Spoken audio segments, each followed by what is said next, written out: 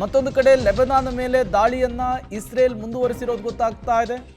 ದಕ್ಷಿಣ ಲೆಬನಾನ್ನ ಅಲ್ ಥಿರಿ ತೆಫಾತಾ ಮೇಲೂ ಕೂಡ ದಾಳಿ ಮುಂದುವರೆದಿದೆ. ನಾಗರಿಕ ವಸತಿ ಪ್ರದೇಶಗಳನ್ನು ಗುರಿಯಾಗಿಸಿಕೊಂಡು ಇಸ್ರೇಲ್ ಅಟ್ಯಾಕ್ ಮಾಡಿದೆ. ಇಲ್ಲಿ ಮೃತರ ಸಂಖ್ಯೆ 13ಕ್ಕೆ ಏರಿಕೆಯಾಗಿದೆ ಅನ್ನೋದು ಗೊತ್ತಾಗ್ತಾ ಇದೆ.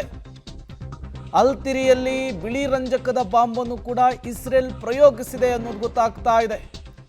ಈ ಮೂಲಕ ಲೆಬನಾನ್ನಲ್ಲಿ ಮತ್ತಷ್ಟು ವಿಧ್ವಂಸಕತೆಯನ್ನು ಸೃಷ್ಟಿಸುವಂತಹ ನಿಟ್ಟಿನಲ್ಲಿ ಇಸ್ರೇಲ್ ಹೆಜ್ಜೆಯನ್ನ ಇಡ್ತಾ ಇದೆ. ಪಾಕಿಸ್ತಾನದ ಇಸ್ಲಾಮಾಬಾದ್ನಲ್ಲಿ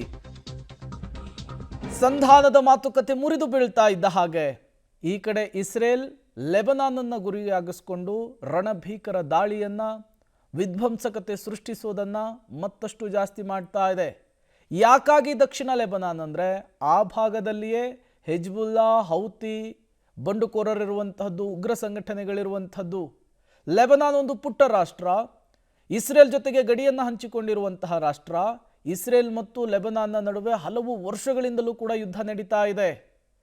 ಲೆಬನಾನ್ ಬೆನ್ನಿಗೆ ಇರಾನ್ ನಿಲ್ಲುವಂತಹ ಕೆಲಸವನ್ನು ಮಾಡಿತ್ತು. ಇದೇ ಹಿಜ್ಬುಲ್ಲಾಗಳನ್ನು ಬಳಸಿಕೊಂಡು ಫ್ರಾಕ್ಸಿ ಯುದ್ಧವನ್ನು ಇಸ್ರೇಲ್ ಮೇಲೆ ಇರಾನ್ ಕೂಡ ಮಾಡ್ತಾ ಇತ್ತು. ಹಾಗಾಗಿಯೇ ಲೆಬನಾನನ್ನು ರಕ್ಷಿಸಿಕೊಳ್ಳುವಂತಹ ನಿಟ್ಟಿನಲ್ಲಿ ಶಾಂತಿ ಮಾತುಕತೆಯ ಸಂದರ್ಭದಲ್ಲಿ ಇಸ್ರೇಲ್ ಲೆಬನಾನ್ ಮೇಲೆ ದಾಳಿ ಮಾಡಬಾರ್ದು ಅನ್ನುವಂತಹ ಒಂದು ಅಂಶವನ್ನು ಕೂಡ ಇರಾನ್ ಮುನ್ನೆಲೆಗೆ ತಂದಿತ್ತು. ಇದರ ನಡುವೆಯೂ ಕೂಡ ಈಗ ಮತ್ತೆ ಇಸ್ರೇಲ್ ಲೆಬನಾನ್ನ ದಕ್ಷಿಣ ಭಾಗವನ್ನು ಗುರಿಯಾಗಿಸಿಕೊಂಡು ತನ್ನ ದಾಳಿಯನ್ನು ಮುಂದುವರಿಸಿದೆ. ಇಸ್ರೇಲ್ ಮೇಲೆ ಹಿಜ್ಬುಲ್ಲಾಗಳಿಂದಲೂ ಕೂಡ ಪ್ರತಿ ದಾಳಿ ಆಗ್ತಾ ಇದೆ ಅನ್ನೋದು ಗೊತ್ತಾಗ್ತಾ ಇದೆ.